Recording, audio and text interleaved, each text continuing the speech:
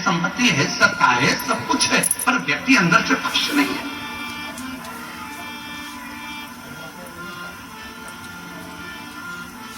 अभी शादियों का सीजन चल रहा है, पूरे देश में शादियां हो रही हैं। हमें उम्मीद है कि तुम्हारे छत्तीसगढ़ में भी खूब शादियां हो रही होंगी, तो शादी के गार्डन फुल चल रहे होंगे। बोलो तो सही है कि गलत है? अरे जम के तो बोलो। खूब जोरदार माल निपटा रहे हो गए तो तुम, गुलाब जामुन, गाजर का हलवा और खूब जोरदार अच्छे आइटम, खूब जोरदार ठेकुआ, टिक्का, सब बढ़िया बढ़िया खा रहे होगे। पानी पतासा, छम्मक, लड्डू सब निपटा रहे होगे। शादियों का सीजन चल रहा है। लड़की को विदा करते हैं तो बेचारे दूल्हे से बार बार आकर कहते हैं, हमारी बेटी को खुश रखना, हमारी बेटी को खुश रखना, हमारी बेटी को खुश रखना। फिर बच्चा भी हो जाए तो लोग कहने लगते हैं, बेटी और बच्चे को खुश रखना, बेटी को खुश रखना। पूरे शादी में एक ऐसा नहीं मिला जो दूल्हे से जाकर कह दे, भैया अब तुम्हारी शादी हो रही है, थोड़े खुश रह लेना, थोड़े से खुश, तुम्हारी शादी हो रही है, अब तुम्हारे चेहरे पर खुशी होना चाहिए। क्यों?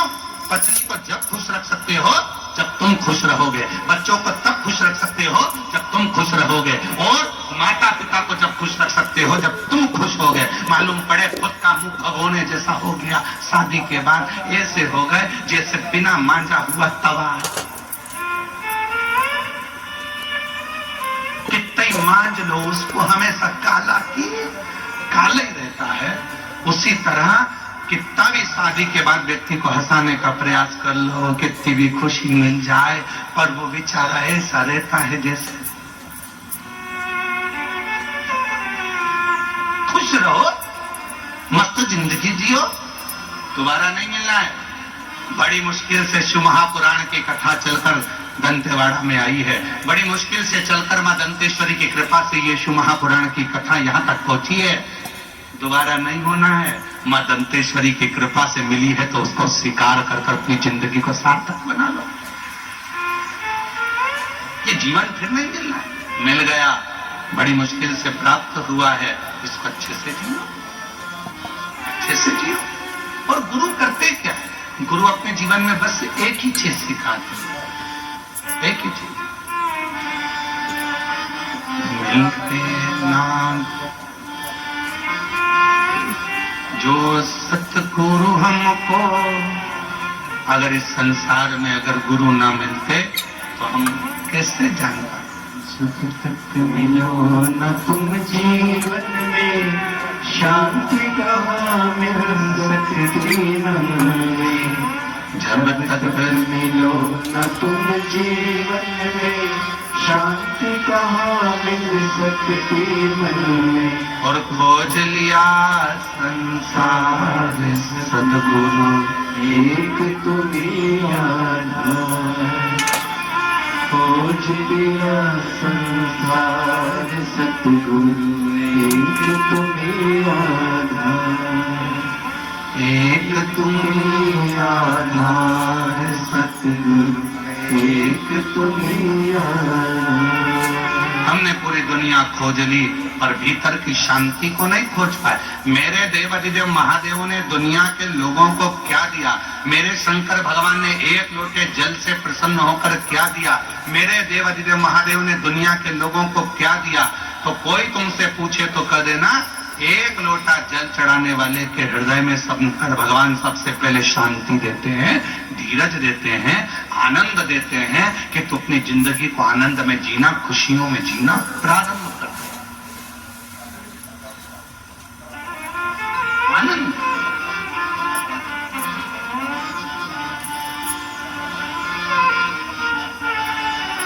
क्या मिला? अगर कोई आपसे पूछे कि शिव पुराण की कथा में गए थे, आज पहले दिन की कथा थी, तुम लोग गए थे कथा में, क्या मिला? खूब आनंद मिला जी, खूब आनंद। और हमने सुना है कि बाबा सुनता है। हाँ, हमने भी सुना है सुनता है, पर 7 दिन की कथा में जब हम बैठेंगे, श्रवण करेंगे, झोली पसार कर जब बाबा से अपने दिल की बात कहेंगे, तो मैंने सुना है 3 महीने में पूर्ण कर देता है, वो झोली जरूर भर देता है, वो भरेगा जरूर, उसका इंतजार करें। जब आनंद की अनुभूति होगी, हम भीतर से आनंद ही ना आवे तो हम काय की जिंदगी जिए।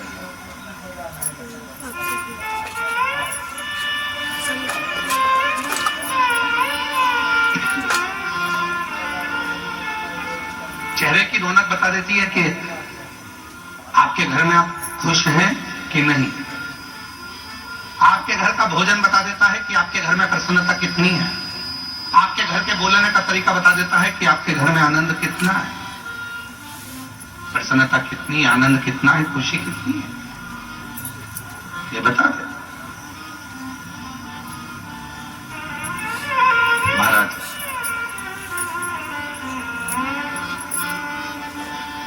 मेरा निवेदन है मेरी जीजियों से, जितने आस्था चैनल पर कथा श्रवण कर रहे हैं, जितने फेसबुक यूट्यूब पर कथा श्रवण कर रहे हैं, और जितने इस पवित्र शिव महापुराण की कथा में बैठकर कथा को श्रवण कर रहे हैं, गीतम दंतेवाड़ा की इस पवित्र धरा से, गीतम दंतेवाड़ा की पवित्र धरा से उन सभी से निवेदन करूं, अपने घर के लोगों को कहना चालू कर दो, अपने घर के रहने वालों से एक बात कहना चालू कर दो कि हमारे यहाँ धन आए ना आए, हमारे यहाँ वैभव आए ना आए, हमारे यहाँ सत्ता बढ़े ना बढ़े, हमारे यहाँ जमीन बढ़े ना बढ़े, पर हमारे घर में खुशियां बढ़ना चाहिए, प्रसन्नता बढ़ना चाहिए और हमारे जीवन का आनंद बढ़ना चाहिए।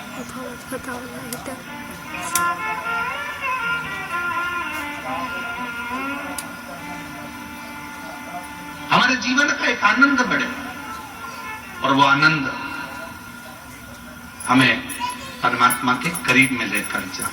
फिर निवेदन है, कितनी संपत्ति बढ़ रही है ना बढ़ रही उससे मतलब नहीं, तुम्हारे चेहरे पर खुशी बढ़ रही कि नहीं बढ़ रही, प्रसन्नता बढ़ रही कि नहीं बढ़ रही, वो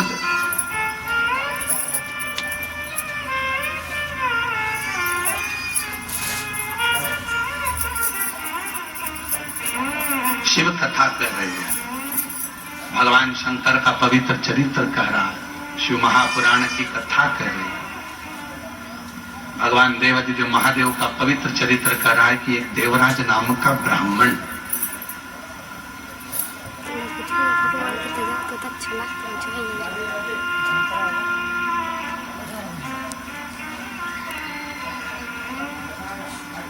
और वो देवराज नाम का ब्राह्मण जो ना कभी मंदिर गया, ना कभी देवालय गया, ना कभी शिवालय गया, ना कभी कोई सत्संग में, कभी कोई भजन में, कहीं नहीं, केवल उसकी माता जो थी वो शिव भक्त, वो भगवान शंकर को एक लोटा जल रोज चढ़ाती थी, वो शिव की आराधना में डूबी रहती थी, वो भगवान शंकर की भक्ति करती।